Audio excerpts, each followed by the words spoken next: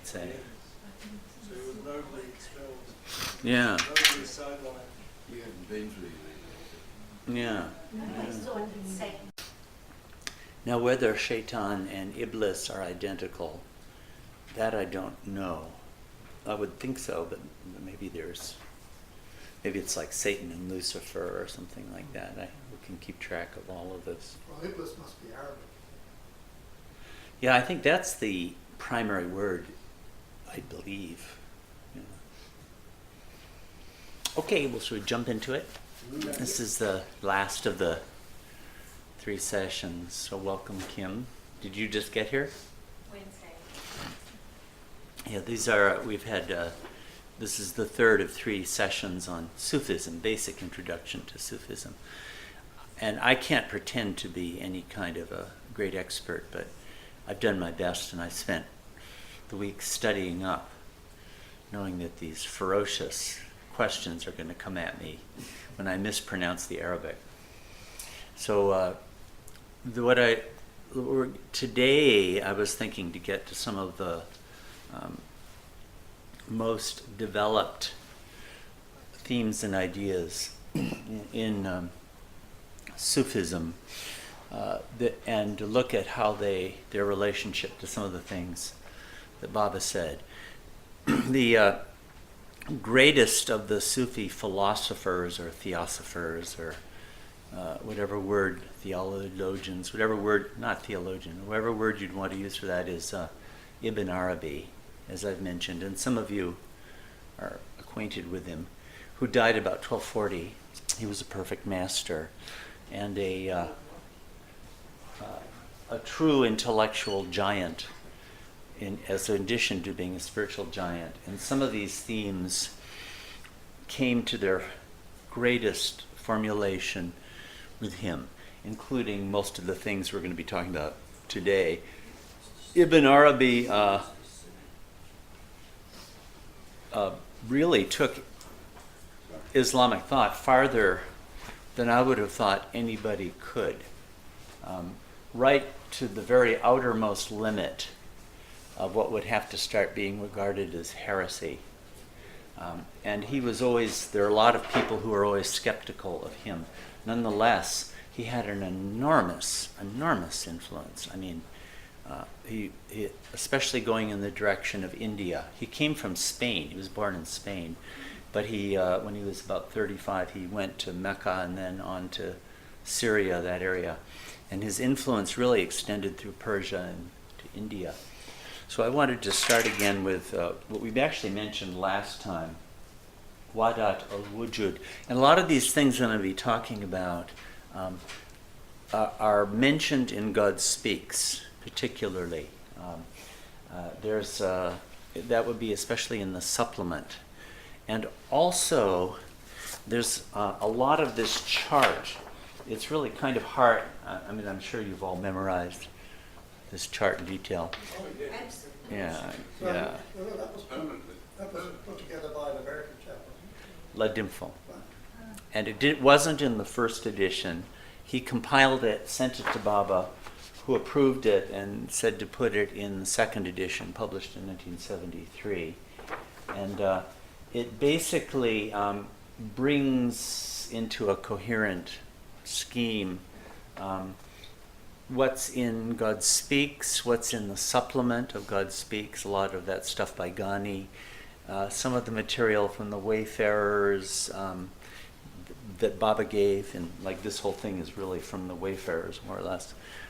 So it's actually a very useful chart, and I have to say I'm impressed by it. He's ordered Baba's circles into rectangles. Yes, that's right. Everything has been made rectangular. There are no circles in this chart. Is it included in the current edition of God Speaks? Yeah, you'll find it in the back. The back flap is there.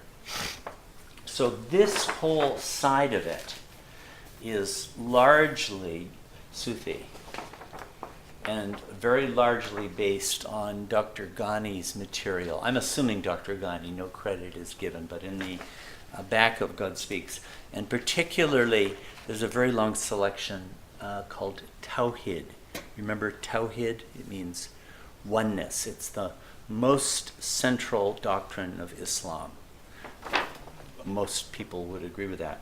So item number 34, it's about 15 pages or so, quite long, and that he puts in here. And so I wanted to, I'll pull this up on the screen from time to time, but I wanted to begin with what actually we touched on last time. This doctrine is called Wahdat al-Wujud. Does anyone want to correct my Arabic? Wahdat al-Wujud.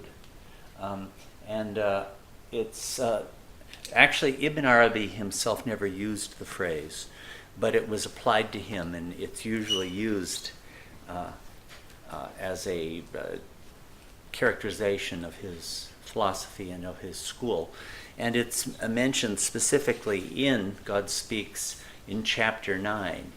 Hey Jim, do we have enough chairs for anyone? Yeah. At the beginning of the 10 States of God, Erich writes that Meher Baba, I forget, accepts or embraces or something. Upholds, that's it. Unequivocally, both identityism, that's the term that, I think it's from Ghani, and Wahdat al-Wujud, and Advaitism. And I think it's Wujud. Wujud? Wahdat al-Wujud. Wujud, okay. It's a long U, so it must be Wujud. And Advaitism, the supreme exponent of that is Shankara. We had a session on Vedanta earlier where we talked about that. And so this is Ibn Arabi's philosophy, you might say. And in the course of number 34, that item on Tawhid in God Speaks, Ghanit has a fairly extensive discussion of it. So I'm going to return to it again and say a little bit of what it is as best I can. I mean, this is one of the greatest geniuses, intellectual geniuses of philosophy, so I'm not going to be able to do it justice.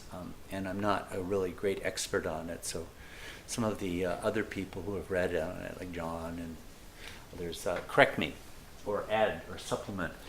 And I put this up here because, as a way of trying to convey it, that according to Wahdat, it means unity of being. And the idea is that God, all being, the word for being is wujud. It's a really excellent word. Being is God. And God is the plenitude of being. And there is nothing exists but God. Another way of saying this is God alone is real. It seems to me that so it's quite close to Baba in this way. Where it doesn't go is where Advaita does go. It doesn't say that the soul is real. In Vedanta, Atman, remember Atma or the soul, is identical with Brahman or Paramatman. Thus, I am God. Wahdat al-Wujud won't go that far.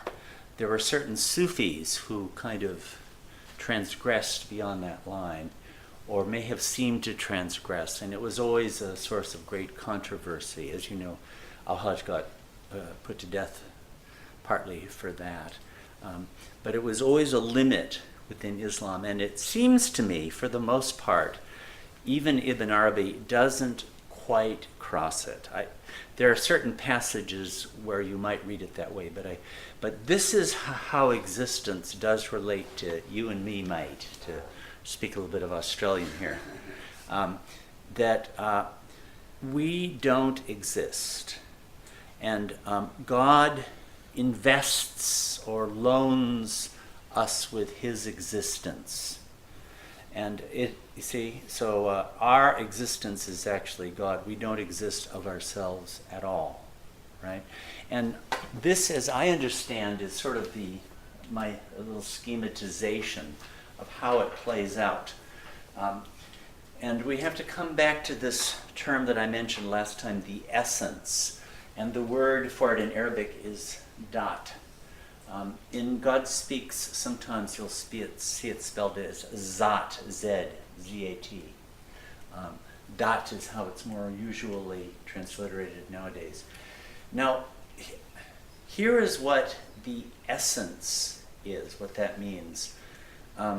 There's the distinction between existence and essence, which comes from Aristotelian thought, which had a big impact on Islam, starting 800, say. And the essence is what a thing is, the what it is. And existence is the fact that it is, its being, right? So to give an example of an essence without an existence, unless some here can contradict me on it, let's take a unicorn, right? Well, we can say what it is, right? It's a horse with a big horn and all these other sorts of things, but it doesn't exist. I don't know, has anyone seen a unicorn and want to contradict me? So you can see there can be an essence without an existence, so the two are not identical. Well, there's a lot more I could say about this, but in Islam, the essence of God, which is kind of the highest philosophical idea about God in early Islam anyway, through this period, God is completely beyond understanding and beyond intellect. And it's a mistake to even attempt to understand God. You will only fall into error. God is incomprehensible. And here I'll come back to this. But the way that it's like God impersonal, right? Baba has actually the same idea. The impersonal aspect, the ocean of God cannot be approached, cannot be entered as such. There's no shore to it. God is God, impersonal God. You can't distinguish any feature. You can't give any conception, because any conception limits. Any image is a false God, a false icon, right? Is this all registering with you all? It's like the impersonal God doesn't have a face, doesn't have sides, doesn't have dimensions, doesn't have color. Yeah, so Trish, you do a painting of the impersonal God. What do?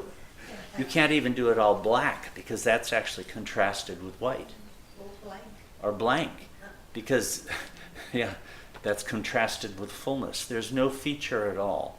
God, as God, the dot is like this, completely unapproachable, which creates the problem for actually how the creation came about. You asked that question last week. But assuming the creation has come about, how do you approach God? How is God made approachable? And this is where some other really important ideas, fundamental Islamic ideas, come into play, which I think are going to find their way into our philosophy with Meher Baba, because Baba doesn't actually talk about these very much. God emanates or reveals him. So Jeff, if I say anything you want to add to it or correct it, just go ahead and chime in. I just want the other people with...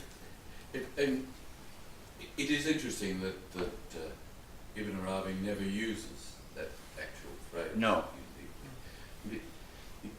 Because it in a way, it violates the there is no God but God. Yes. Which brings out the paradox of being unable to say anything about God. Anything you say about God is contradictory. Actually, a term for, unity or oneness, a term for it is ahadiyya. You'll actually find that in God Speaks. Ahad means one. And even to say that God is one falsifies the oneness of God. Because Baba has said that too. To say God is one implies the possibility of there being another. And there isn't even that possibility there. See, it's really incomprehensible. So this is a rather forbidding picture of God for people, right? So how on earth can God become known, and how on earth can God be approached? Well, the first, I mean, I'm probably a real Sufi scholar would trash me for anything I say, especially from now on. But just my understanding is, it is the first level is through the attributes. This is, I've forgotten the word for it, ilahiyya, the divinity of God. You could contrast the essence of God with God's divinity. God, the characteristic of divinity or theism is that God, or the theistic aspect about God, exists in relation to creatures, right? In relation to a creation. And here is where you start to get particularizations of God that we can understand.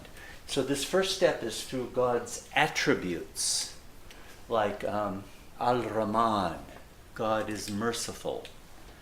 Al-Quds, God is pure.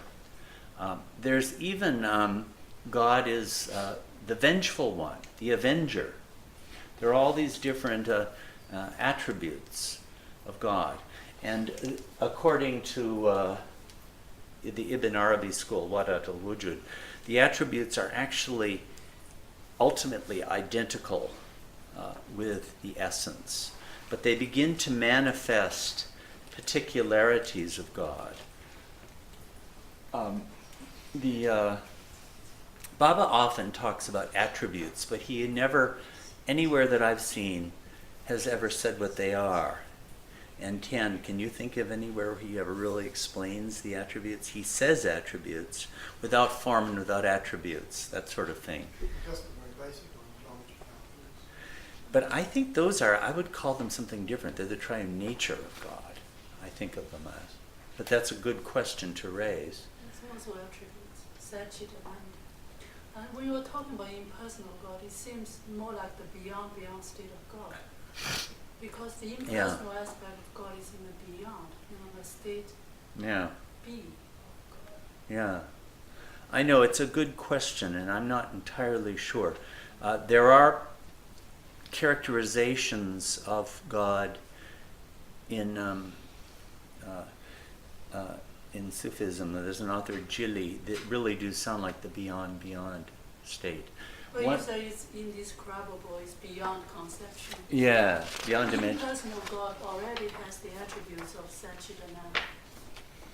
Yes. One of the terms for that is, it's in this chart, which you've all memorized. The dark mist. Al-Ama. Al means the, by the way. And Ama, the dark mist. And I think that came, somebody asked Muhammad what Allah was like before creation, or where he was, or what he was. And he said, he used the phrase, the dark mist. So that's become an important phrase. And I think that would certainly relate to the beyond state of God. The dark is the sense of hidden or inconceivable. Impenetrable. Yeah. Impenetrable. Not dark as opposed to light. No, unable Well, to be if seen. it's indescribable, even dark mist is already describable. Yeah. Right. Well, So it's to give that's the some difference. idea or some phrase.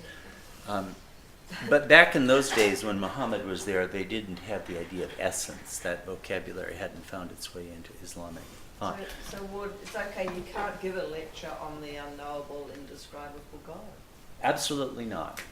You can't can say... relax. That's right. Sophie, just stick with that. Try to The just job laugh. is made easier. You can That's give right. a whole lecture on how you can't give a... That's right. Yes. You know, this same idea is well understood also in Hinduism. I mean, actually we talked about it. There's Nirgun and Sagun. I don't know if you remember those words. They're actually in God Speaks. That is totally relevant to this. Nirgun means without attributes, and Sagun means with attributes. It's from another religion and another background, approaching anyway some of the same questions, Nirgun and Sagun. And in Christianity too, there's a good understanding of this with the apophatic and the cataphatic. Apophatic means that God is can only be described by negatives. God is not this, God is not that. And cataphatic means that God can be described through similitudes, through likenesses, through comparisons. So that came up. I mean, someone like Thomas Aquinas knew this very well. So these same questions have been dealt with by, I wouldn't know about Buddhism, it's kind of a different... Madhyamika school, Nagarjuna also used the negatives. It was very to negative. describe. Did they have a contrast between the negative and the positive? Not this, not that. Yeah. It's Got the that. same. Not this, not this. Yes. No, that's the Hinduism. Hindu thing. But there's a They're not- radical non-duality. Yeah. Madhyamika school. But would they have affirmed the positive route? Madhyamika. No, Nagarjuna is all. It's all the negative. negational, because the supreme truth, as much as there is one, in that branch of Buddhism is shunya, which is emptiness. It's very consistent with Baba's description of the beyond state of God. Yes. You know, in chapter 9, Mhm. neither consciousness nor without consciousness. So it's You can't even describe it negatively. You can't describe it at all. So negative. you can't Yeah. describe negative. Yeah, it even negates its own negativity. that's the only way to describe. Yeah. But it's not negative either. Share a small anecdote. Yeah. It's apparently in Sufism a traditional way Yes. of tackling this. Yes. It says at a court banquet, everyone was sitting according to their rank, waiting for the king to appear. A simply dressed man came in and took a seat above everyone else. The Prime Minister stood up and demanded that he identify himself. Hmm. Are you an advisor of the great king? No, I rank above a royal advisor. Are you a Prime Minister? No, I outrank a Prime Minister. Are you a king in disguise? No, I'm above that rank as well. Then you must be God, the Prime Minister said sarcastically. No, I am above that. There is nothing above God, shouted the Prime Minister. The stranger replied calmly, now you know me. That nothing is me. Yeah. Yeah. Erich told that story. Some of you remember? He did. I am the nothing that is above God. Nothing is above God. That's what I am. Yeah. And nothing is below. Yes. But that's using the negative Hmm. positive. Yes, that's right. I mentioned last time, I won't write them on the board. You can't read the green, can you? I have to use a darker color. Nirgun, Sagun. But an important pair of terms is tanzi and tashbi. Tanzi refers to God as being beyond comparisons. And tashbi means God is knowable through similitudes. Like, I think the Quran may refer to God giving with his hands, right? God doesn't have hands, says the apostle of Tanzi. And the apostle of Tashbi says, this is expressing that God is like one who gives with his hands. Or God is on I think they have the throne of God in the Quran. God is not a body to sit in a throne. And the other would say, but this is to express that God is established in a certain place like that. So this is an important dialectic, and theology the theology of Islam tends to be more on the tanzi, beyond comparison side. And one of Ibn Arabi's theme was it's like seeing with both eyes. You actually need to use both. Both recognize that God is beyond comparison and avail yourself of similitudes and comparisons, and which makes God approachable. So both the Nirgun and the Sagun. So the Nirgun in Baba's terms, or the Tanzi in Baba's terms, is that God is this infinite ocean. And probably when you realize God, I would imagine that's what you experience. Has anyone had the experience to confirm the point? Whereas the Sagun or Tashbi side would be Meher Baba, the man, who looked like a man, who had attributes and characteristics. So this is a real fundamental idea in Islam and Christianity, Hinduism, and in Meher Baba's account Taoism too. as well. Taoism, it's also there. In the Master's prayer, Baba did say without attributes and with infinite attributes. Yes. That's include that. Yeah, the whole universal prayer is very much a recitation of attributes. He begins with you're beyond this and beyond that, you're without this and without that. And then the universal prayer goes on, you're both with and without, with attributes and without attributes. And then it moves on to talking about attributes. So on the subject of attributes, Baba's universal prayer is one of the places to go. Well, to continue with this, the most beautiful names are expressions of attributes, names given for attributes. And there are conventionally said to be 99 of them. The 7 foremost are life, knowledge, will. Oh, I haven't corrected this yet. Why don't I? Here, I'm going to. No, if I try to correct it, I'll just lose everything. Will, power, speech, sight, and hearing. Those I don't know where, I heard Avicenna came up with that, who's hardly a spiritual authority, but anyway, according to Islamic tradition, Muhammad is said to have invoked God by a number of names. Get this going. The most common hadith used to cite the 99 names is considered weak, although there are less commonly cited hadith which are considered authentic and also support the same point. A widely accepted hadith in Sahih Muslim, that's one of the leading compilers of the hadiths. They did the same thing the Baba lovers are doing now. They verified the hadiths. There's a whole history of that. Abu Hurayha reported Allah's messenger, Muhammad, may peace be upon him, as saying, there are 99 names of Allah. He who commits them to memory would get into paradise.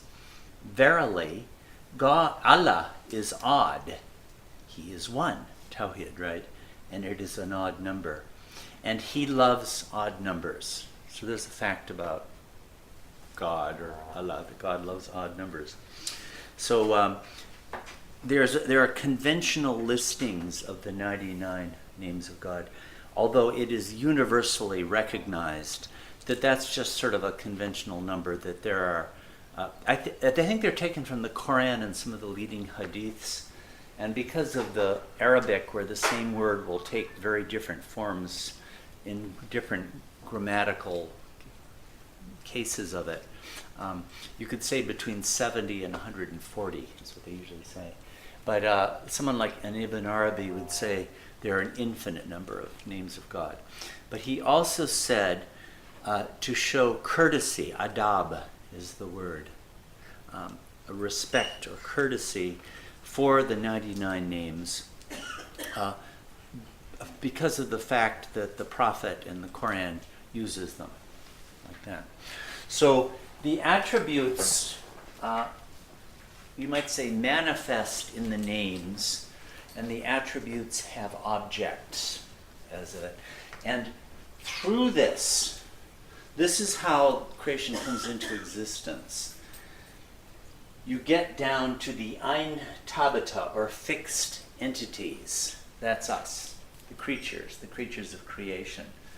And God says, be, and it is. That's a famous Quranic phrase of 3, 4, 5, 6 times it's used. Kun fayakun is the phrase. Be, he says, and it is. In other words, God's command of being invests these imaginary, you could say imaginary, fictitious, possible things, like a John Perry, or, a fig tree, or a unicorn. If God said be to a unicorn, it would actually be. And it's down through the attributes, through the most beautiful names, to fulfill itself in creatures. So someone like a Chris, God says be, and you are. You don't actually exist. It's God's word of being that you might say, participating in, or has loaned you that existence and gives you the seemingness of being. So do you get this idea how it is that God's unity of being, God alone is, and we actually are not? Doesn't seem to contradict the pedantic thing of atma, above the ocean and drops. The only step that the Vedanta would take would be affirming the actual existence of the Atma. Whereas of the soul, let's say, of the human soul or of the soul.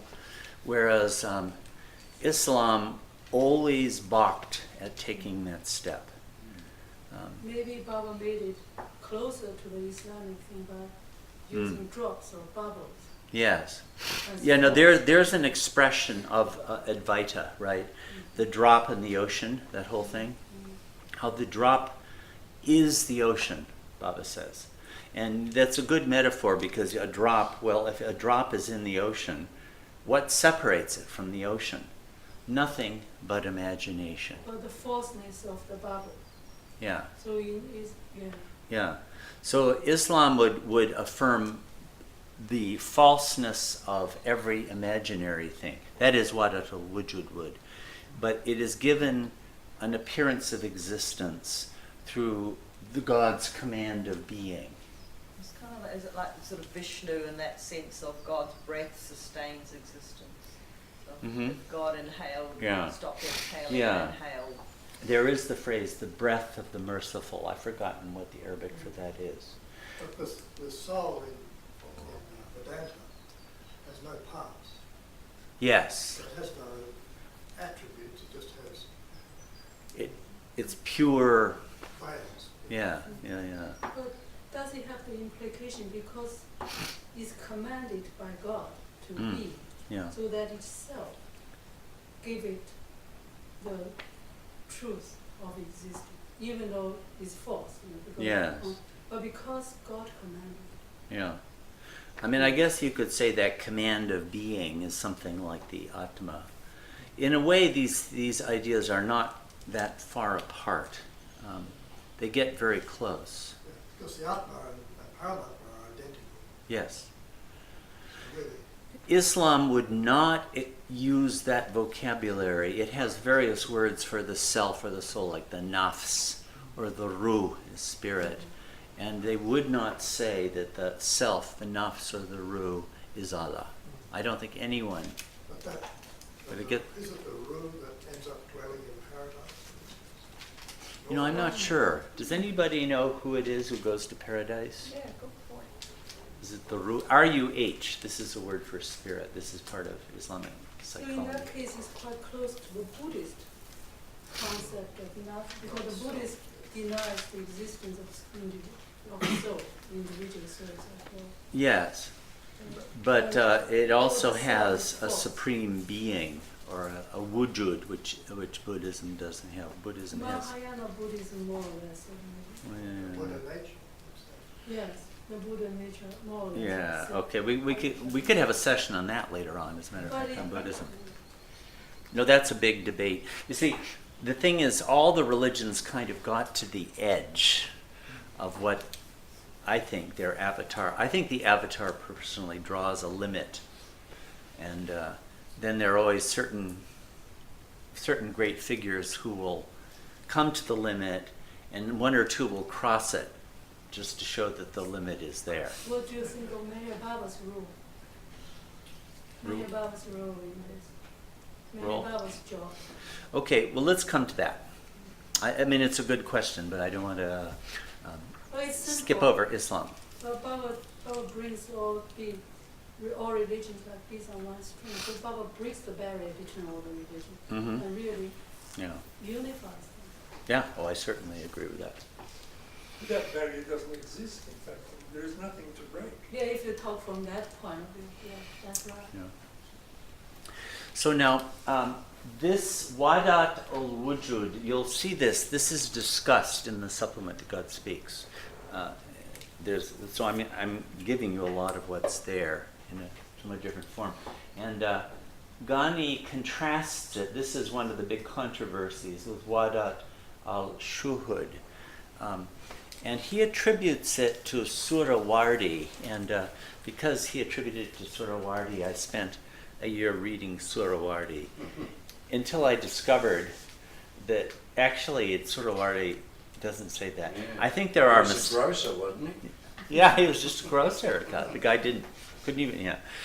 I think there are mistakes in Ghani's account, actually. And actually, Baba gave an indication of that in one of his letters somewhere. So I don't think it actually comes from Surawardi. But Surawardi, I'm grateful for having been given the bum steer, because he's a really great figure in his own right. Surawardi is. And there's a whole branch, a Sufi order started from his nephew. Surawardi was also put to death. You know, there was always that risk back in those days. But the one who's really associated with this is someone named Sir Hindi, who died, I don't know, 1615 or something like that. And he was critical of Ibn Arabi's Wahdat al-Wujud. You see, it gets awfully close to saying that God is everything. It sort of, with the monotheistic religions, they all have this issue. If God is one, God is supreme, God is infinite, etc., God is existence, God is being, how do you account for the creation? That, you know, that it is outside infinity. Baba develops that argument in several places. If God is infinite, then the creation can't be outside of God. So the monotheistic religions have all had this issue. But Sir Hindi couldn't accept this coming from Ibn Arabi, even though he liked Ibn Arabi in most ways. And it was formulated something, there had been indications of it earlier in the Surawardi order. It's called Wahdat al-Shuhud. You can read about this in God Speaks. I'm just giving you. And according to Wahdat al-Shuhud, there is not one essence, one dot. There are two of them. One of them is being, and the other is non-being or non-existence. That actually is an essence separate from being itself. So, in a way, it's very close. So he would say, like in the experience of someone like a Bayezid, I don't know if you remember. In fact, I have a good quote from, let's see if I can quickly find it, from Ibn Arabi, not Ibn Arabi, from al-Hallaj, who had a habit of saying things that upset people. Here's al-Hallaj. I am he whom I love, and he whom I love is I. We are two spirits dwelling in one body. If thou seest me, thou seest him. And if thou seest him, thou seest us both. Well, that's really beginning to sound like I am God, right? And so, he was, of course, got into a lot of trouble for saying things like this. You must know that Baba quoted this poem.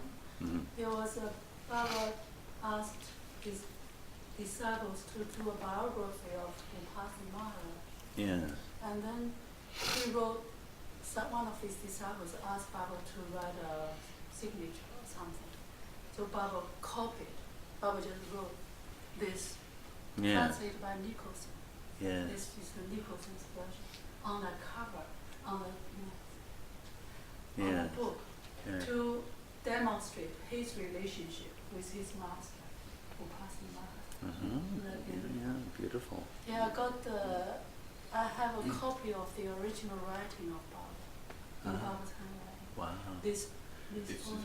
Now that you mentioned that, I It's at remember. the end of volume 3 of Lord Mayor too, because it's Yeah. this handwriting. Yes, I didn't know yes. that, yeah. And of course, al-Hallaj was crucified for saying things like this. So it really was kind of beyond the pale and beyond the limit in Islam. So according to the Wahdat al-Shuhud, it's this is a unity of witnessing. That is to say, the subject, the al-Halaj, the ecstatic mystic, may experience being a oneness with God, but in reality it is not so. They actually aren't one. And one of the metaphors that will be used for this is a glowing poker, a metal rod in a fire. It glows and becomes yellow-red, and there's a kind of a unity in it. But actually the metal is distinct from the fire. They're not actually the one and the same, even though the metal may think so. So you see the difference. In other words, you may get to such a state of love and union with God where you think I am God, but in fact you're not. There are two different essences there. So these are these two schools, Wahdat al-Shuhud and Wahdat al-Wujud. And Ghani seems to indicate that both emanate from God-realized souls. He seems to say something like that. But this is ultimately the higher. And this is more clearly Baba's, closer to Baba's metaphysics, I would say. So that's a little intro to Wahdat al-Wujud. The development in Islamic thought that comes closest to Baba, comes closest to God Speaks. In what way? In the ways we've been describing, that being is one and only God is. More specifically, does it apply to like the everything and the nothing? Well, this is getting very close to that. But let me go on, because some of these other things I'll be saying will pertain to this too. I've been mentioning Ibn Arabi, but an important, here we go, Jili, who died about 1410, is another very important author, very important figure in this whole connection. Now, here's another doctrine emerging from Ibn Arabi. More fully, a lot of times Ibn Arabi would express things that got systematized by other people later. Wahdat al-Wujud is an example of that. He never used that phrase. But here's another one of those. It's called the five presences, or the five existences. And just to give you an indication that it pertains to us, this chart here. Let me see, I'll expand some. Well, if I expand it, you won't be able to see what I'm talking about. You may see there are 5 rows here.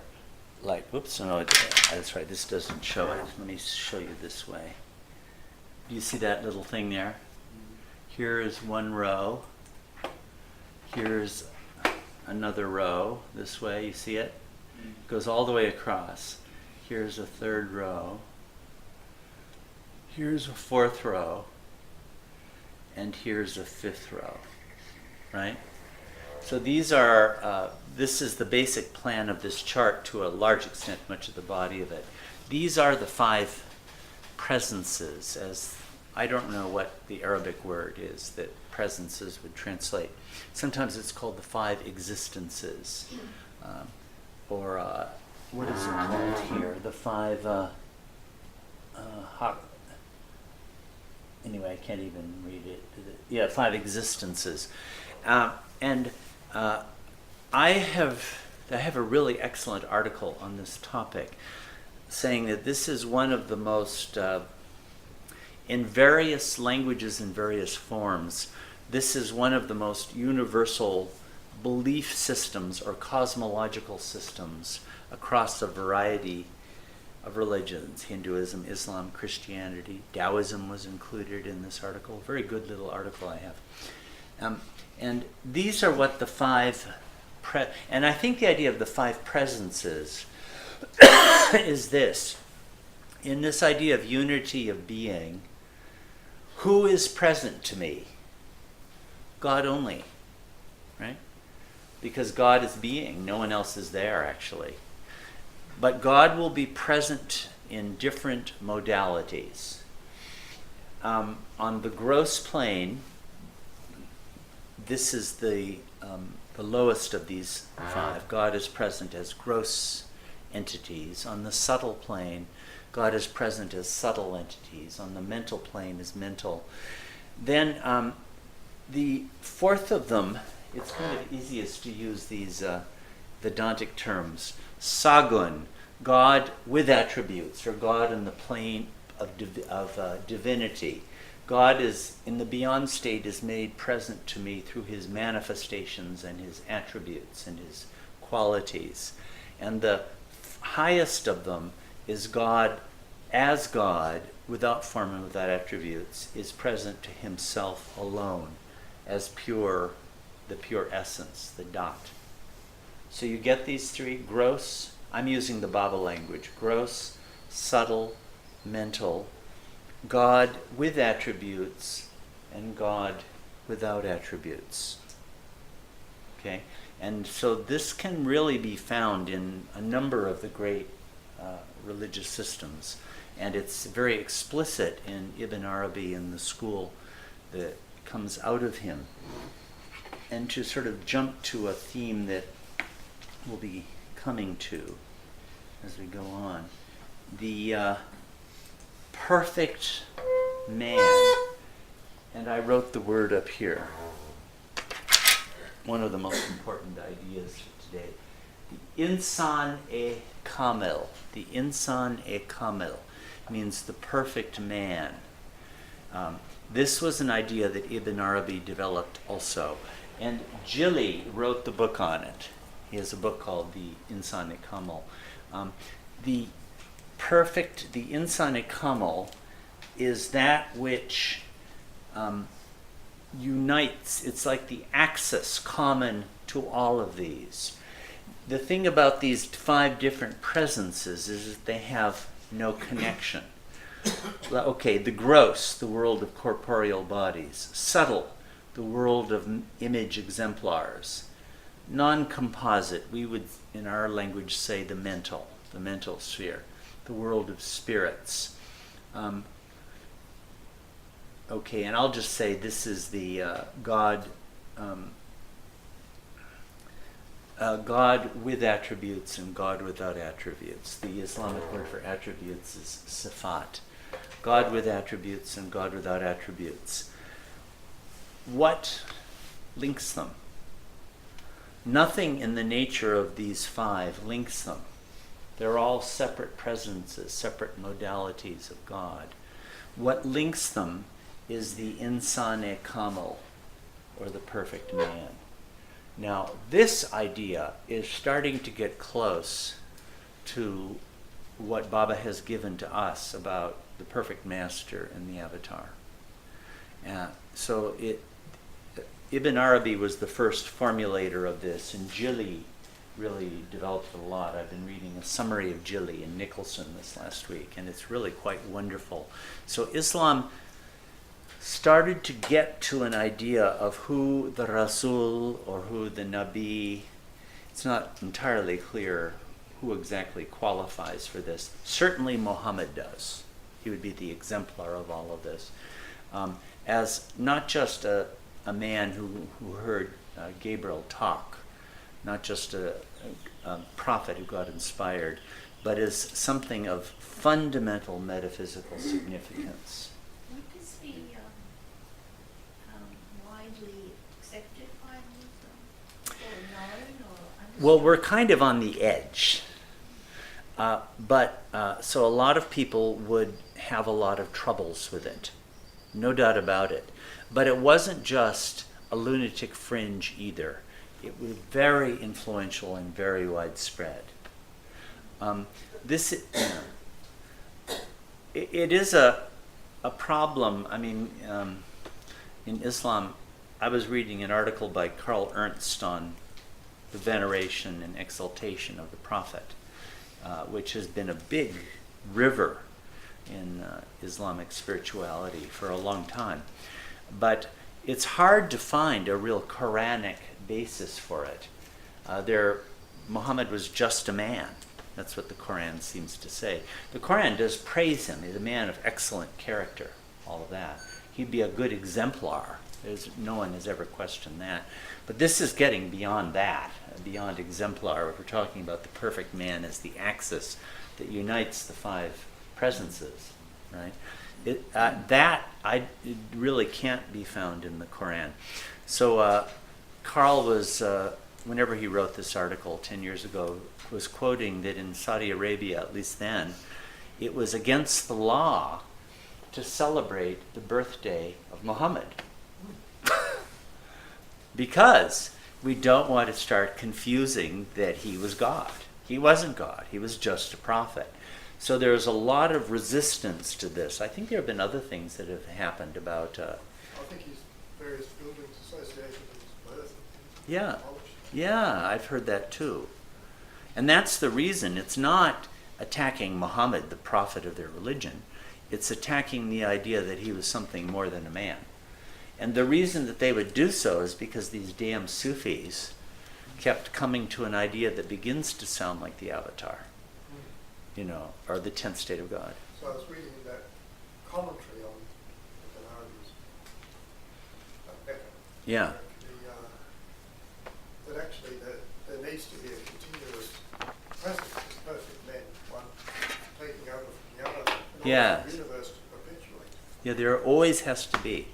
So the word that we have from Baba on the kutub, right? I imagine many of you will recognize that word. Baba uses it as a term for perfect master. Well, this is another word used for these perfect men. And what it literally means is an axis or a pole, right? So everything will spin around an axis or a pole. So it's the axis or pole that connects all of these five presences and goes down and up through the entire range of them all. Whereas these states of God in themselves don't do that. So Do you find a relevant chart in Baba with this one? no, except for that chart 11, which has those five presences, but it doesn't identify the perfect master or avatar that way. No. There is one in the supplement that is very reminiscent of this chart. Of this? Uh-huh. Yeah. Yeah. Anyway, I'll find it later. Yeah. So you can... What about us little chickens? Well, most of us would be down here. This might be jumping ahead, or I'm not sure, but This one. Not necessarily five presences, but this Yeah. is the master soul connects. with That all. connects them all. Yeah, that does. Where's the connection going on there? Down Yes. the bottom, Yes, those lines. that's the master Yeah. soul orders. Yeah. That's the reason chart. That's right. You know, that is really good. It shows the connection. The perfect one. And also, yeah, okay, you go on. No, go ahead. And also just now you were saying that Muhammad himself didn't give this. No. It seems consistent with the avataric tradition Yeah. that Buddha himself didn't give all the elaborate metaphysics Yeah. that came later with Mahayana Buddhism. Yeah. But it's always implied in a simple thing. Right. Like the Zen Buddhism, it just now, that flower thing, Right. that developed into a whole Zen school. Right. So it seems when the avatar comes, he just gives a general thing. Right. And later perfect masters develop into metaphysics. Yes, I think that's definitely true. Well, the perennials point that out. Yes. They say Yeah. it develops into a complete tradition, which is Yeah. Later, need someone like Nagarjuna for Buddhism and Ibn Right, Arabi right. for Islam. I think it's part of the compassion of the avatar that he leaves something for later people to do. To explain. The Yeah. Buddhists say the Mahayana Buddhists are sharper in the intellect than the earlier one. That's just because they were dummies. The early ones, are Early not ones, so sharp. we're the dumb generation. But the great ones will come along later, yeah. So I'm not sure how this links in, but I'm curious. So having a concept of an avatar that links all of those, does that have direct implications with what Sufis are actually doing? Like, are they what's the individual soul? What's the person who is a Sufi attempting to do, or what's it about? Well, let me defer that question, but don't defer it in the expectation that I'm going to answer it, because I don't really know all that well. One of the things when I was reading the last 2 weeks, the veneration of the Prophet Muhammad is a big river in Sufi spirituality, even though, as I've said, the Quranic basis for it is not clear at all. But in Sufism, it has definitely become really, really major. And I was going to start using in this session the adoration of the Prophet. But then I started thinking, do they really express adoration for Muhammad in the way that, say, we would for Baba, like in our songs? Love you, I love you, oh, my beloved, all that kind of thing. And I haven't seen that. He's shown as the highest, as the glorious, as the wondrous, as the pole and all of that. But this love, like the love song of John Kerry, maybe it's there, but on the... But they do, some of those Qawwali singers said Allah, they do it for Allah, but do they do it for Muhammad? Okay, I see the point. Yeah. Okay. Something you brought up a couple of times in this session, the basic affirmation for a Muslim is that there is only one God but God, and Muhammad is Rasul. That's right. Now that's the basic affirmation. La ilaha illallah Muhammad Rasulullah. So that puts it pretty high. Oh, there's no doubt about that. Oh, there's his importance to all Muslims. It's, as you say, the basic, the shahada. It's right there. It's the second line of it. Can you unpack the word Rasul you haven't used as? Is it just obvious that that's avatar? It's obvious that to Orthodox Muslims it's not. Wow. It's a prophet. And I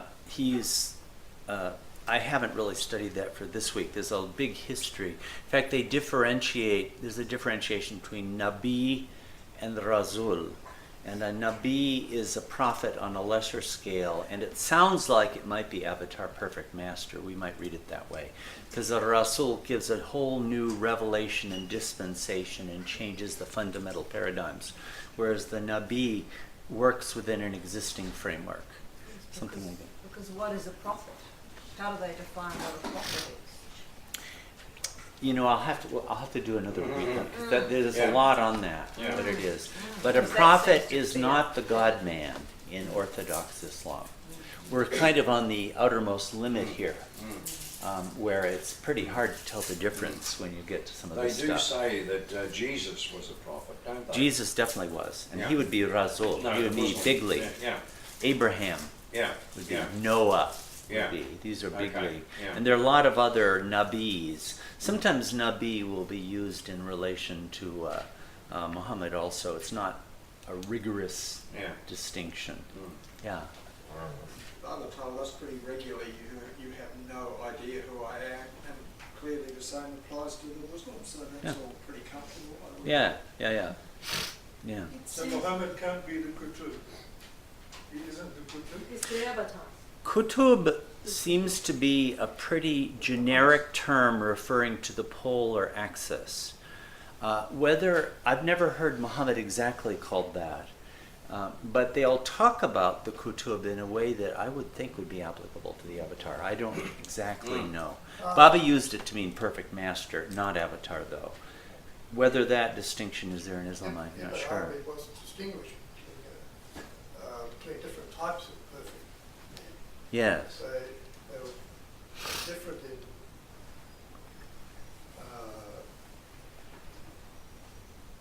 their function and their quality. Uh-huh. But they had Yes. In essence, they were all the same. But they had different Different roles. stages. State, yeah. Uh-huh. It seems that the difference between the Sufis and the ordinary Muslims is like this esoteric school of acceptance of a master and spiritual transmission. In the word Bible, Yes. Bible talks about the 5 schools, the esoteric schools that we could go, the pure channel.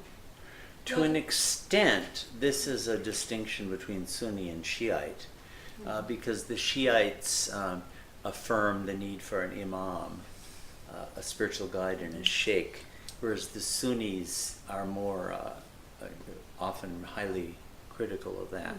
But so Sufism is not exclusively something of the Shiites. There are many great Sunnis who are Sufis too.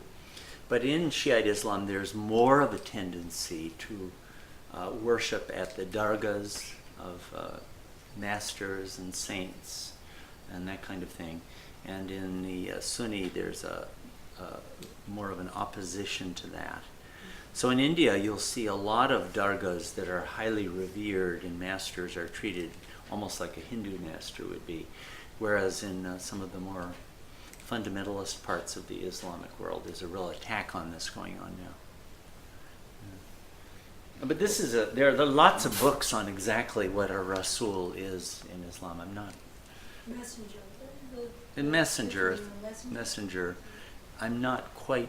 I have been reading up on it this last week, so what it might all would mean.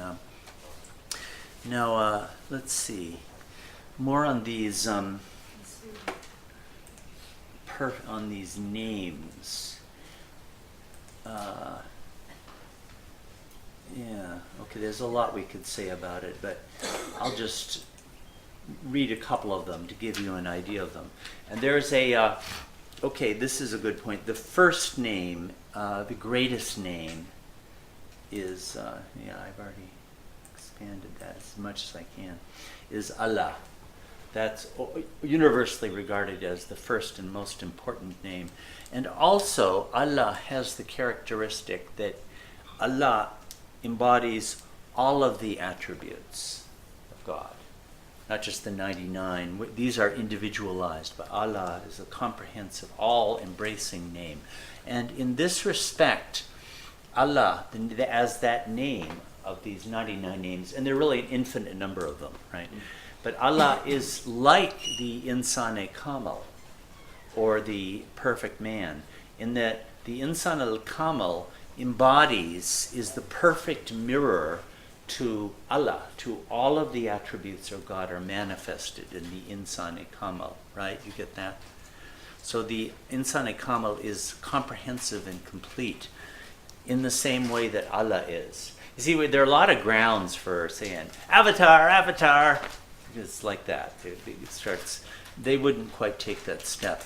But then here are some, like the first name of God is this. I mean, I don't know when these lists were compiled. Sorry, I can't both expand it and have a laser pointer at the same time. But you see Al-Rahman. You've probably seen the word Rahman sometimes. So that's the all-merciful. Al-Rahim, the all-beneficent. Al means the Al-Malik, the absolute ruler. Malik is also a name for an angel. Rulers, commanders. Al-Qudus, the perfect, the pure one. I was just reading yesterday in one of these talks to the boys where Baba characterizes one of the planes as the Alam-e-Quds, or the pure world. And it's the same word, Qudus. As-Salam, Al becomes S before an S. As-Salam, like salam, peace, right? That's the source of peace. Al-Mumin, the inspirer of faith. Okay, let's jump to number 9 just to make the point that there are negative ones too. Al-Jabbar, the compeller. There's one of them that's the avenger. There are all these negative you could say, negative traits. And in fact, these are, there's a scheme that Jilly gave for these, the attributes, and these are names of the attributes in Islam. He gave a fourfold division. There are the attributes of the essence, like one. God is one. That's an attribute of the essence. And then there's, remember these? Jamal. Some of you came for this. Jalal and Kamil. You'll find the word Kamil in God Speaks. I'm sure you remember that, Tian. A majub, his term for majub uses this. So some of them, the Jamal, as you may recall, refers to the beauty, the beauteous, benevolent, loving aspect of God. And Jalal is often translated as majesty, the glorious. So there you'll get like characteristics of the avenger would be of that, those sorts of things. And Kamal would be like the wise one, attributions like that. This is by Jilly, his categorization, but there's been a lot of thought given to the different characteristics exhibited. So if we're talking about this Wahdat al-Wujud, and sort of the creation of the universe through the attributes and through the names, and what the fixed entities, these are the Ein Tabata, that's us. Like a David Bowling, he's just an imaginary figment out there who exists from the beginningless beginning in God's knowledge, right? But has no existence on his own until God says, be! And he springs into being. That's how everything in creation comes into being, that way. And what we are, we fixed entities, Ein Tabata, is these attributes and names of God playing their game through us. It's like a vast play of God's attributes through the creation. You get the idea? So, there's the avenger, maybe my goddamn husband, or else, but he's so sweet, he's so loving. The merciful one, these are the attributes of God playing themselves out through us. That's what it all is. And we are not there. We don't exist. Then what are we? And this is a very important part of this Wahdat al-Wujud and these 5 presences and everything. We are the space, the opening in which God discloses his attributes or discloses himself or makes himself known. And there's a very famous hadith. It's actually a very doubtful hadith, but the Sufis really went to town on it. And I was a hidden, this is Allah speaking, I was a hidden treasure and I desired to be known. God is saying, I was a hidden treasure and I desired to be known. Thus, the creation of the universe, so that God can manifest his own attributes and have the experience and the knowledge of them by their being played out in the creation, right? It's a beautiful idea. So what we are is the Ein Tabata. We don't exist, but we're the opening in which God manifests qualities and comes to the knowledge of them. That's the purpose of creation in this vision of things. Do you find something similar in Baba, closest to that, in Baba's? I mean, all of this, I think, what are you thinking? All of this is very relevant to Baba, it seems to me. To shift. But I feel Baba's prayer, you alone exist. Yeah. Is kind of describes all this. Yeah. You alone exist. Actually, infinite intelligence, I think, is very relevant to this. Because like kun fayakun is like thinking the imagination. Like, you alone exist, prayer is like Baba's version of the 99 names of God. Yeah, those are an excellent recitation of attributes. So the God could have experience of himself. Yeah. 101 names of God that some Baba's disciples sang. Was this it? No, that's Zoroastrianism. They had two more. We have to do a comparison. Yeah, it'd be interesting to You can have a war between them. Is it 99 or is it 101? Is there Both. much correspondence?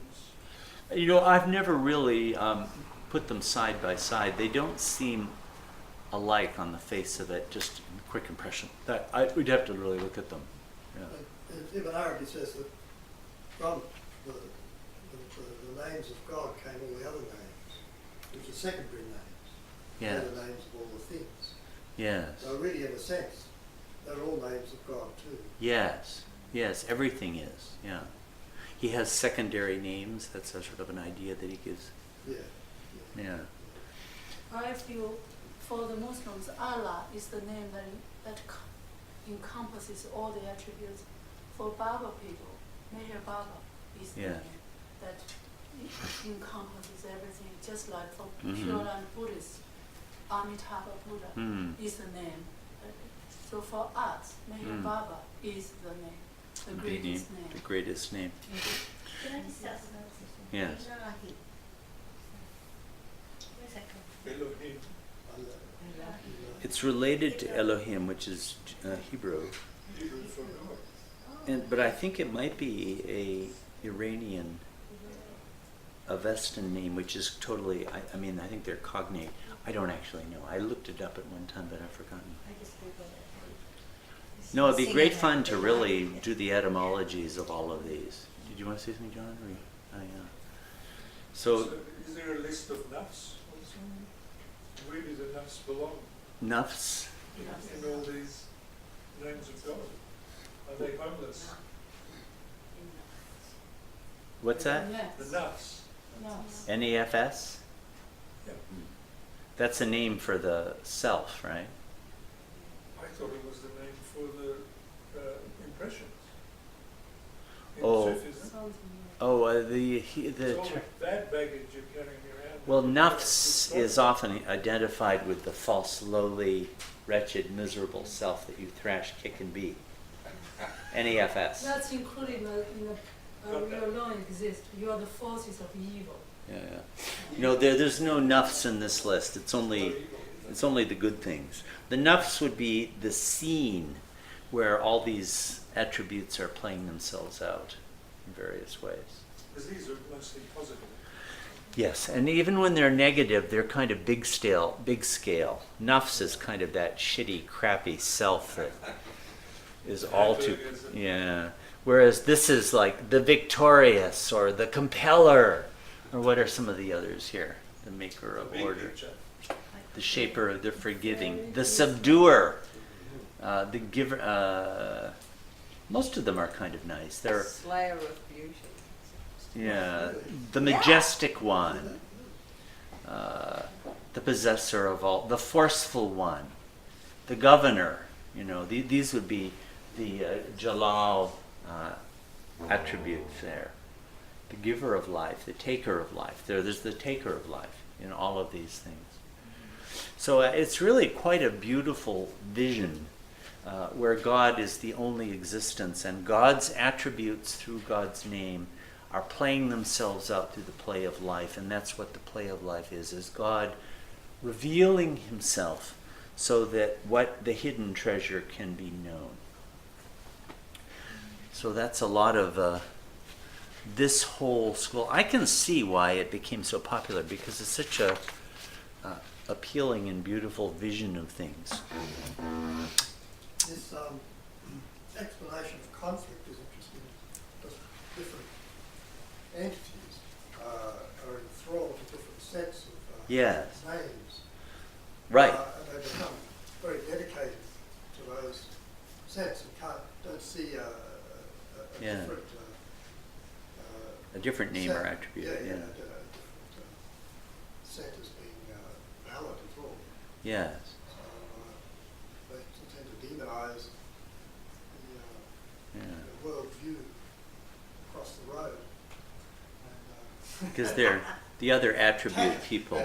Because it's a threat. Yeah, yeah, yeah, yeah. Yeah, the devotees of different attributes. Yeah. And in Ibn Arabi's account, ultimately the attributes, sifat is the word. You'll see this in by the way, in fact I have it just to show you, in the 10 states of God, right? If you go up to the here, you'll see a lot of correlations made between what it calls mystic, Sufi, and Vedantic terms. And like la sifat, you see that? La means no. La surat, no attribute, no form. Attributeless, formless. Nirgun and nirakar. And the with sifat, I think it's ba sahat. Yeah, here it is. Ba sifat is sagun, or with form, with qualities. Ba surat would be sakar, or manifested in form. So this was an attempt to begin a correlation of some of these terms between Sufism, Vedanta, and Baba. I don't know who came up with this list, if Gandhi did, or if Baba checked it over, or what. But it's an important tool for us, I think.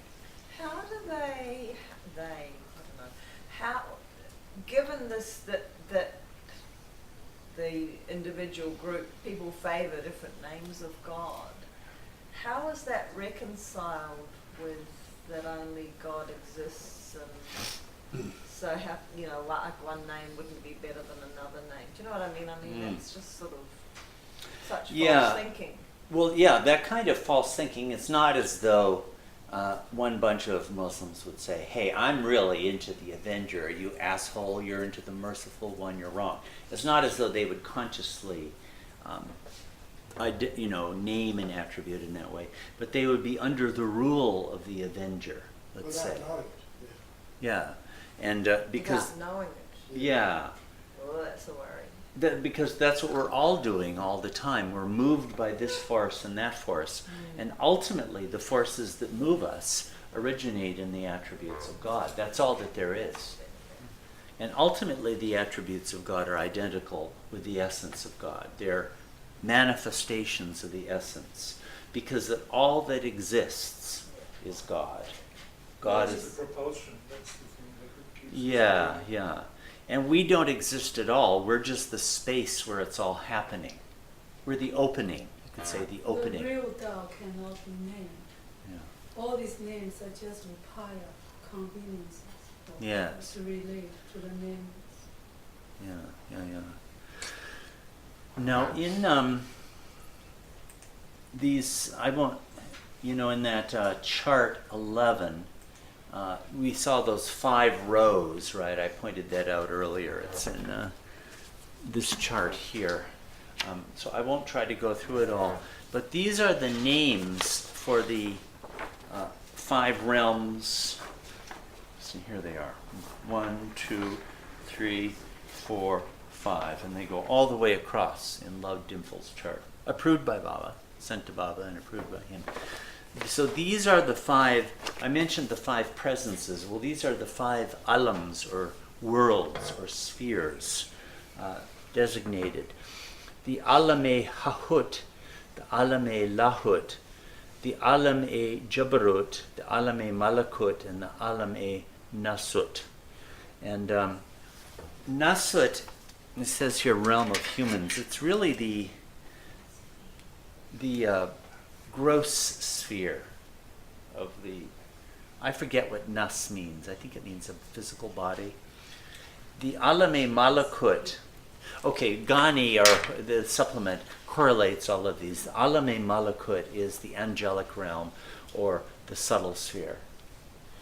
I think the jinn live somewhere. The alam-e-jabarut, the realm of power, as it's translated here, is correlates with the mental domain. And the alam-e-lahut, the realm of divinity, okay, we could say that corresponds to this, God with attributes, God with the names, God himself. But that aspect of God, which is has a face turned towards creation. And the top one of he-ness, this is, by the way, lahut. La is the same as Allah or ilah, which means a God. The realm of godness, you might say, or of divinityness. And hahut, comes from the root he. Only he is, nothing else is there.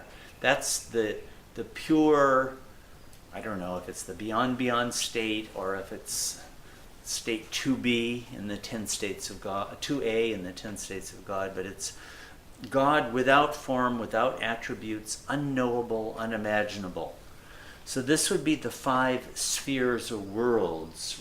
These are relating to the 5 presences that I talked about before. Right? These are the domains relating to that. Now let's see, I always prepare much more than I ever get to. Yeah. I think it's very important to realise that all these concepts that Ward's been going through are very central to Sufi understanding of themselves and their relationship with Allah. But the essential thing about Sufism is that it avoids becoming a talking school, a conceptual school. It's, from what I can see, all Sufi groups are learning to know in as comprehensive a way of the human psyche as possible. Music, dance, zikr, taking deep meditation, and group energies generated through the leader, and obedience, of course, to which is learnt from, first of all, obedience to the Shaykh, and then obedience to God through his revelation of the Quran. So that it's essential that they have avoided too much codification or unification between different views. It's the very essence of Sufism is that different schools have radically different methods and outlooks and conceptualizations, because whatever works, and it comes through the chain of transmission, the sila coming down, initiating people, putting over almost incredible power into the murids to bring them to a different state of being. And so, as we have to do, just looking at the concepts that Ward's been doing, is essential, but it's giving a very one-sided picture of what Sufism is, looking at the concept. Yeah, that's what's meant to. I know there are 1 or 2 Sufi schools in northwest of China. The Sufis are reading Bible's discourses. Yeah. That's great. So we are doing Sufism here. Yeah. They are reading Bible's discourses in China. I think it's also important to realise that thanks to the Sufi schools in Indonesia, the Indonesian outlook on Islam has been able to stave off fundamentalism. Otherwise, we'd have had 400 million fundamentalists coming down and eating us up for breakfast if it weren't for the Sufis. You see, on that subject, I was saying to Ward, my understanding is that a lot of the traders who moved out and took Islam around the world were part of Sufi brotherhoods. And I don't know if that was partly because they had to flee, or whether it was just they were more expansive folk. But as you point out, Indonesia, very much so. Well, in India, Islam was really popularized, that is to say, embraced by much of the population because of the Sufis. There was a military conquest that preceded that, but actually the Sufi order out of which Inayat Khan comes is the Chistis, and they, particularly Moinuddin Chisti, is credited with having converted more people to Islam than anyone else in the history of South Asia. And he presented a very benevolent, embracing kind of aspect of Islam. So a lot of times the Sufis had a huge role in actually popularizing and disseminating Islam. And the Sufi relationship to the Orthodox religion is been varied. It was not always antithetical or in opposition to it, but it has been sometimes. But you'll have somebody, like now, there's a lot of attack on Sufism in many places. But in the time of someone like an al-Ghazali, he really sort of helped to define Orthodox Islam as much as anyone else who was living at the time or even has ever lived. So they weren't always at odds with each other. Where are they persecuted? Which country? Pakistan, I think Turkey is down on them right now. In Iran too. Yeah, we're kind of in a bad phase for that, generally. Iran, Iran. Iraq, I mean, and Syria. And so Yeah. They're blowing up churches or Yeah, mosques, right. but the news don't specify that these are Sufi. They're not Shia or Sunni. Right. Yeah. They're Sufi groups. There are Yeah. lots of Muslims in China, particularly in the northwest. I've been communicating with a couple of them, one from Shandong, one from Gansu. The Sufis are doing a great job, Chinese, reconciling Buddhism, Taoism, and Islam in China, so that Muslims will be accepted by the authority. So they're trying their best to do that in China. Now, before we leave, I want to just give a little bit more about Muhammad and some of the bases for the development of a very more exalted idea of who Muhammad was that we were saying with the Insan al-Kamil before. Here is a prayer was attributed to him. I didn't look to the footnote to see where it comes from.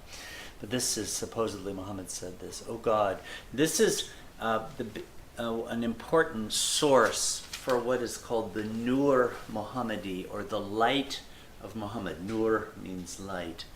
Oh God, place light in my heart and light my soul, light upon my tongue, light in my eyes and light in my ears, light behind me and light before me, light above me and light beneath me. Place light in my nerves and light in my flesh, light in my blood, light in my hair, and light in my skin. Give me light, increase my light, and make me light.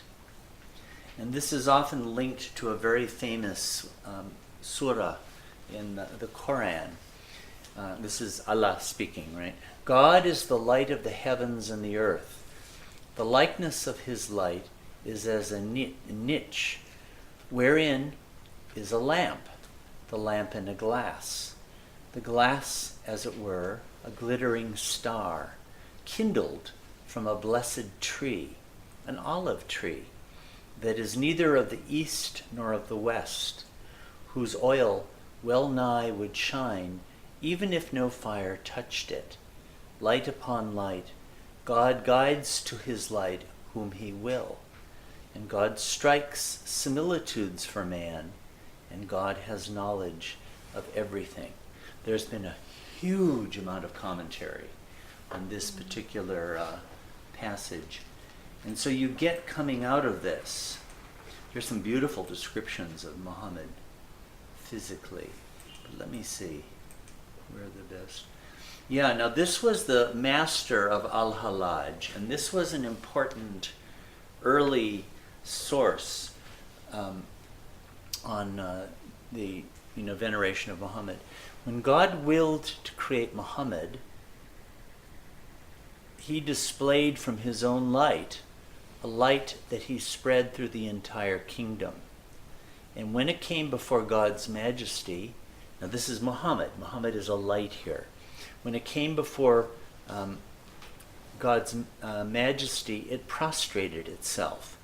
And God created from its prostration a column of dense light, like a vessel of glass. Sorry for all the typos. I typed this out fast this week.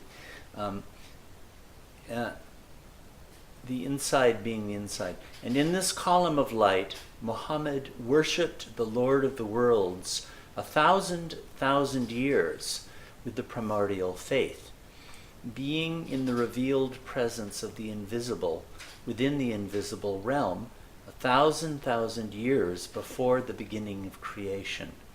And God created Adam from the light of Muhammad, and then Muhammad from the clay of Adam. And the world and the day is created from the column which Muhammad worshipped. So here you're having Muhammad represented as a primordial light that actually precedes the creation of the creation. And Adam was actually created from the light of Muhammad, like that. This is a long way from the Quran, but it's beginning to sound more like an avatar. I don't know if it is or not. So here's Al-Hallaj and Muhammad. This is the disciple of the man we just read.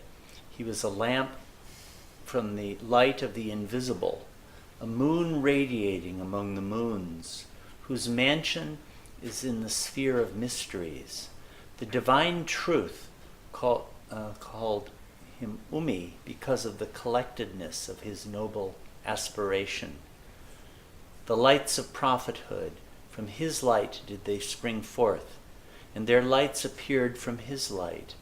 And there is no light among the lights more luminous and more visible and previous to pre-existence than the light of this noble one.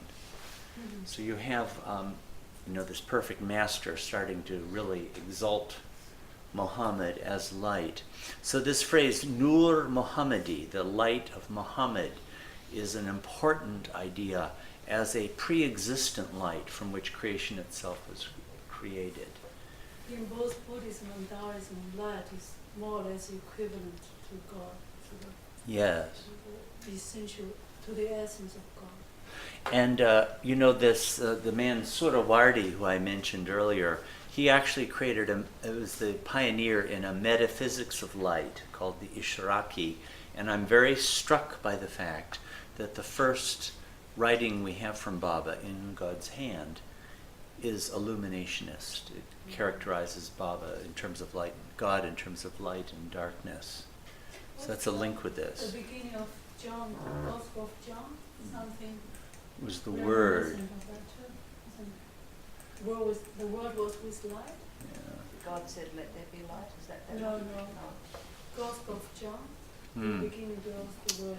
The Word. Yeah, I don't know if it says light there or not. Oh, yeah. But the Word. But there's a lot of discussion about this idea of the Insan al-Kamil in its relation to the Logos doctrine. And the Logos doctrine is the Word doctrine based on John, which you're quoting. Here's another passage about Muhammad, where you're starting to see the Insan al-Kamil, that second line there, that's what we're talking about, the perfect man. O center of the compass, O inmost ground of the truth, O pivot of necessity and contingency, O eye of the entire world cycle of existence, O point of the Quran and Furqan. I don't know what the Furqan is. Does anybody know what that word is? I didn't look it up. O perfect one and perfecter of the most perfect, who has been beautified by the majesty of God the Merciful.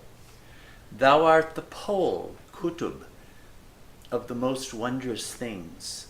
The sphere of perfection in its solitude turns on thee. Thou art transcendent, nay, thou art immanent, nay, thine is all that is known and unknown, everlasting and imperishable. Thine is reality. I've a typo here, is being and non-being. Nadir and zenith are thy two garments. Thou art both the light and its opposite. Nay, but thou art only darkness to a Gnostic who is dazed. This is Muhammad and al-Insan, al-Kamil there. Now, I've used up all the time. There is actually a whole bunch of things, like starting to talk about the different stations of the path, poverty, all this, and levels of certainty. And I also was going to get to Inayat Khan and the Chisti order.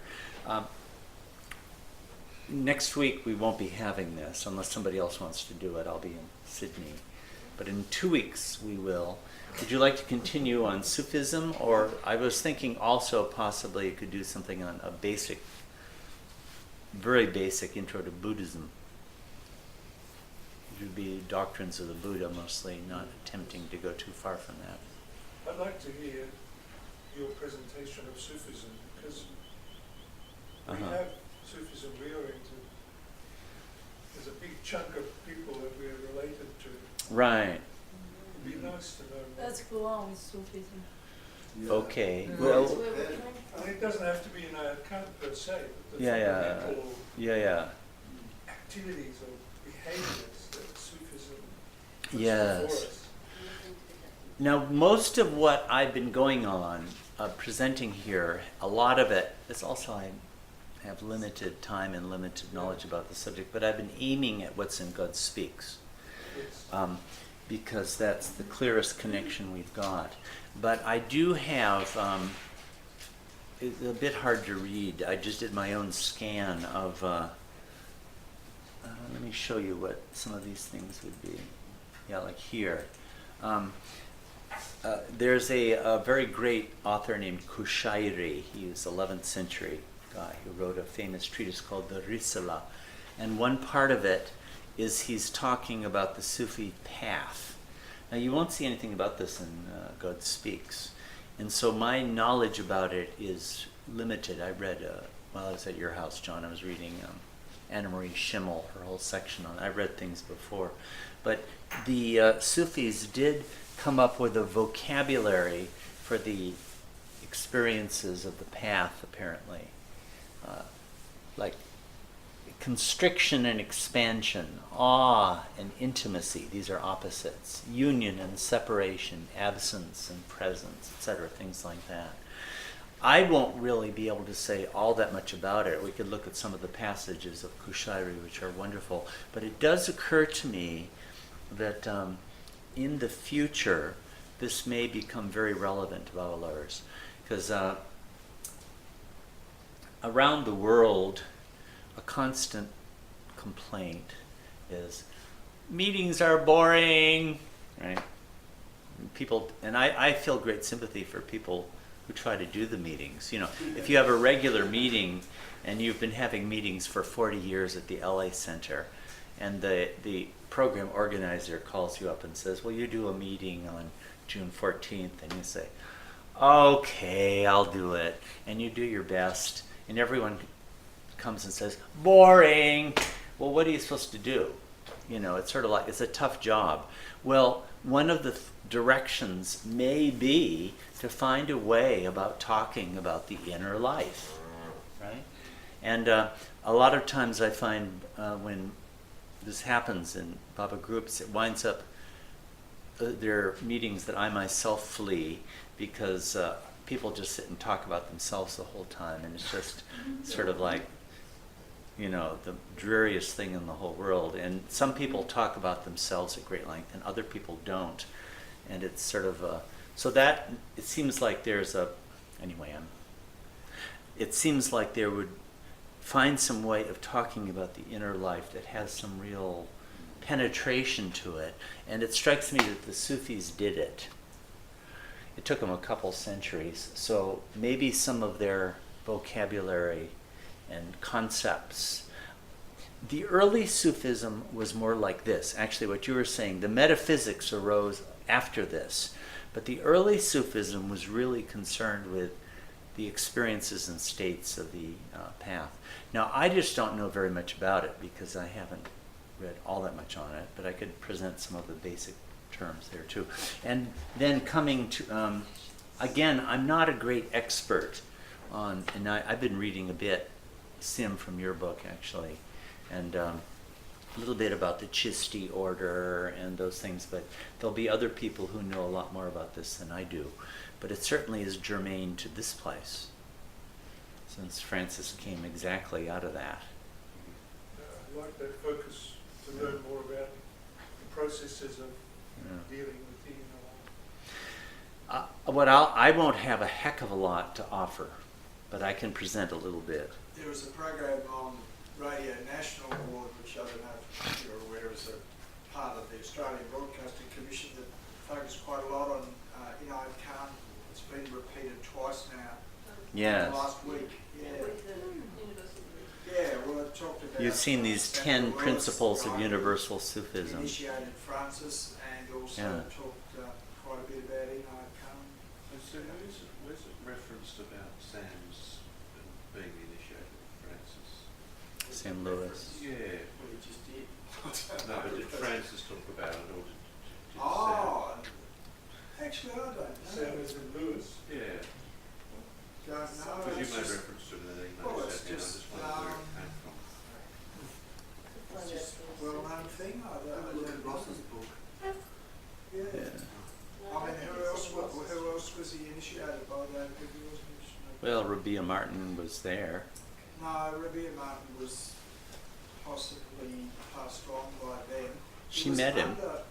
It was Francis under met her. direction She of- wasn't initiated then. It was under direction of Mashida Duz. Yeah. Okay. That Francis was initiated in California and Mashida Duz wasn't there. Right. And timing, I'm not sure, but I think Rabia Martin might have passed on by then. Right. And so- Yes, she had. She died in like 47, I Yeah. think. Because Francis had very little contact. He only met her in hospital. Oh, really? Only in hospital, and I remember him saying to me just the power of her, even in that depleted state, was he said you could just walk in the room, you could just feel the power of her, even as she was almost dying. Yes. Yes. Did he go to America in order to accompany her to go to India? Yeah, that's why he went. And then she died. Yeah. Yeah. Mm. Certainly Lewis was, I don't know if he was particularly devoted to Barbara, in my understanding. He didn't move off into that Yeah. area. And then he died in 72, I think. So it was quite a long time after the Francis contact. Well, you know, Inayat Khan, I did go to Inayat Khan's tomb in Delhi this year, and there are all these long quotations from him, and it very much is a kind of a universalized spirituality. And that's one of the things about Inayat Khan that I would imagine many Sufis would be highly critical of, that it goes farther than they would in assimilating the truths of Sufism to other faiths, and doesn't assert a kind of a superiority of the Islamic faith. At least in those quotes it doesn't. It But became very Western, tied up with a lot of Western mysticism in yeah, Europeans, German aristocracy and Right. Swiss mystics and all sorts of people. that's right, he was over A lot of there. criticism for Right. that. This was the line that went to Baba, and Baba actually, when they were creating Sufism Reoriented, told them he didn't want a Islamic atmosphere in the organization. So that very trend, which is would be very objectionable to many Sufis, is the one that actually led to the Baba connection. And was it a certain school that Baba reoriented, or was it just... It was Inayat Khan's line through Rabia Martin to Ivy Duz. This is the Chisti order. He was of the Chisti order, which is one of the most important in India. Moinuddin Chishti was a perfect master, and several after him, I think, were. Can I just ask you, where those opposites that you had before, where did they come from? Expressed as that group, the experiences as opposites, who wrote those, or? I got that, that was a summary of some, I have as a different slideshow here, by an author named Kushairi, who lived in the 11th century, and he wrote a very famous treatise on Sufism. The name is Risala, is the name of the treatise. And it's very famous. He's quite a wonderful writer. Where did he come out of? I forget which school. He had a sheikh. I'd have to look and see. I've forgotten. He was about Hujwiri. You know, Hujwiri was sort of at the same time. At that period, there were treatises on Sufism starting to be written, because Sufism had been identified as a movement. Before that, it really hadn't been very much, and there was a need to defend it. And so Kushairi was explaining some of these inner states and all these things. And he's not only a beautiful writer, he's really quite deep, even though his things are very short. It actually, you could spend a long time on a single page. That would be one way to go into this, to tell the truth, is just take a page of his thing. I mean, some of them really puzzle you, and you really have to think about it, even though he's an exquisite writer, actually. Those glimmerings, risings, and flashes. Yeah, like that. That's one of his things, yeah. There's a bunch of them. I mean, he won't just give the sort of obvious definitions, but he's very fluent, but very thoughtful and profound is how I found him. So where did you find it? You know, I wrote to Carl Ernst about 10 or 15 years ago for some basic sources, and he directed me to a source book, so it's about 50 pages of that. I scanned it. It's a wretched scan. I just used my scanner in India. And but he's one of the famous authors, I'd say. Looks like a great soul to me. Okay, well, we'll resume next time. It'll be 2 weeks. 2 weeks from today. So when we get into this modern stuff, I hope some of you will share what you may know, because I'm not a great expert on the